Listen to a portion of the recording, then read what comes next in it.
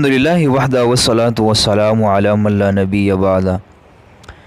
معزز سامعین کرام، کله چا ته په روزۍ کې تنګي وي، کاروبار مزیدار نه وي، ښه نه وي، ګټه نه کوي، او یا دغه رنګه داسې څه نور حاجات انسان ته یو خاص څیز د خوړو حاجت وي ته او دته هغه نه حاصلېږي څه طریقې سره، نو د هغې دپاره یو بهترین او مجرب عمل تاسو په وړاندې ذکر کوم.